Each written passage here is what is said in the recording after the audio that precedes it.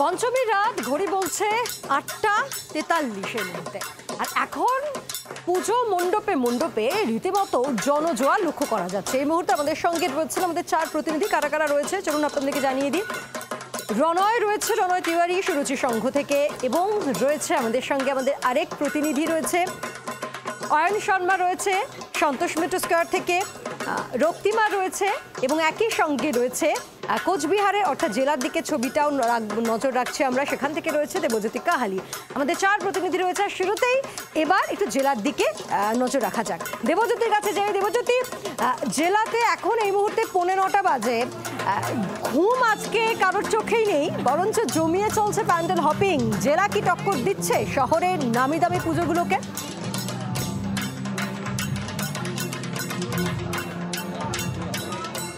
একেবারেই তোমায় বলে রাখি যে দক্ষিণবঙ্গকে টেক্কা দিচ্ছে উত্তরবঙ্গ। একটু মিন্টু বসাক আমার ক্যামেরা পার্সন, তাকে দেখাতে বলবো যে এই মুহূর্তে তুমি ছবি দেখলেই বুঝতে পারবে যে প্যান্ডেল হপিং কী করে চলছে।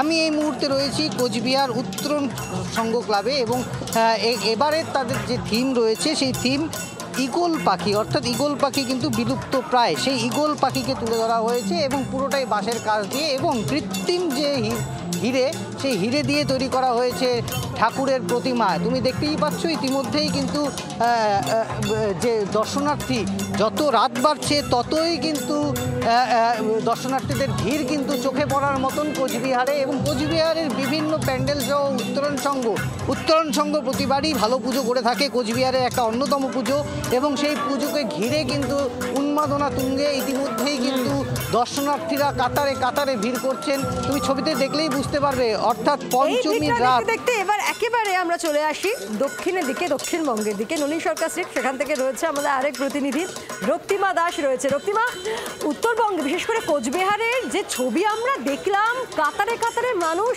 এই 9:15 নাগাদ এই সময়, তাহলে শহর তো এখন রাত জাগছে।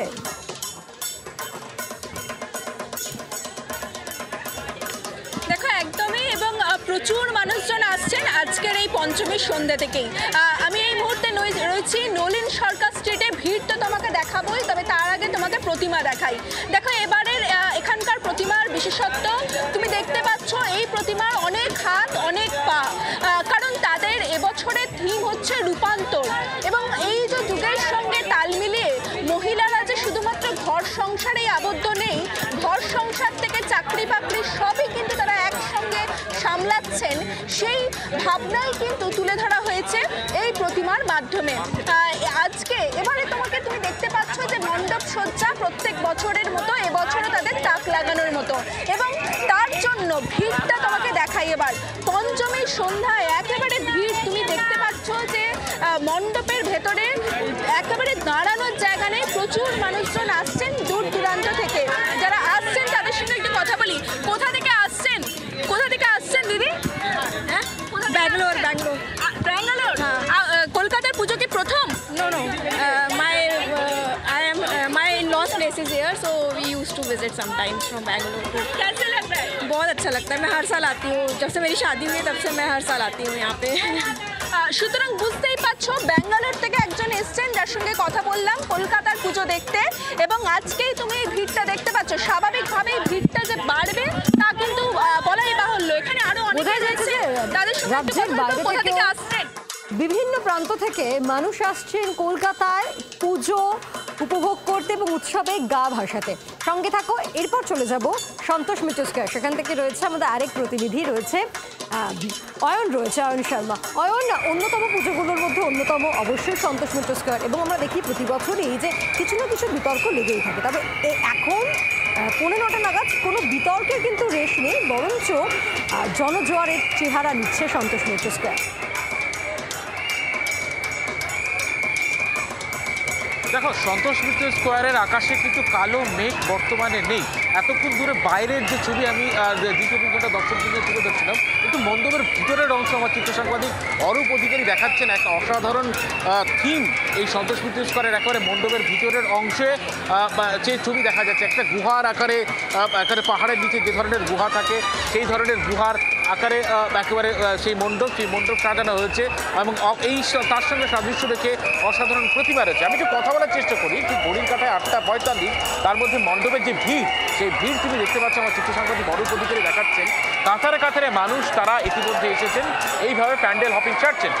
যারা রয়েছেন আমাদের সঙ্গে একটু কথা বলার চেষ্টা করি। কোথা থেকে এসছেন? আমি এসেছি বারাসাত থেকে। কেমন লাগছে এই?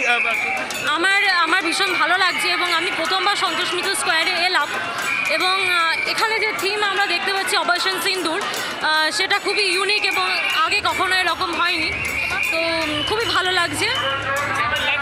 দারুণ লাগছে, আমার অত্যাধিক দারুণ লাগছে। এত ভিড়, এত সৌন্দর্যভাবে প্রতিমাটি করেছে, এত সুন্দর, দুর্দান্ত লেগেছে। এক কথায় সন্তোষ মিত্র স্কোয়ার বেস্ট বলছেন যারা এসেছেন দর্শনার্থীরা। রীতিমতো কাতারে কাতারে মানুষের ভিড়, প্রত্যেকে নিজের মোবাইলের ক্যামেরায় একেবারে বন্দি করছেন এই সন্তোষ মিত্র স্কোয়ারের মণ্ডপের ভিতরের অংশের ছবি। বাইরের অংশতে রীতিমতো জাঁকজমক রয়েছে পায়ের, কিন্তু ভিতরেও কিন্তু অসাধারণ থিমের ছোঁয়া, সেই ছবি সন্তোষ মিত্র স্কোয়ারে একেবারে দেখা যাচ্ছে। আমার চিত্র সাংবাদিক অরূপ অধিকারী সেই ছবিটাই জি 24 ঘন্টার দর্শকদের জন্য, যারা ঘরে বসে পুজো দেখছেন তাদের জন্য সেই ছবিটা তুলে দেখছেন। পায়েল একেবারে রাত প্রহরে বোধন, তবে তার আগেই মণ্ডপে একেবারে মানুষের ভিড় ঠিক করছে। আর এবার একেবারে দক্ষিণের দিকে নজর রাখবো। সুরুচি সংঘ অন্যতম একটি পুজো এবং প্রতি বছরই এটা একটা আলাদা ক্রেজ থাকে। সেখান থেকে রয়েছে আমাদের আরেক প্রতিনিধি রনয় তিওয়ারি। রনয়, দক্ষিণের সবকটা পুজো বা যদি ধরি উত্তরের নামকরা পুজোগুলোকে এবছর একেবারে জোর টক্কর দিচ্ছে এই পুজো, তাই তো? সুরুচি সংঘের পুজো।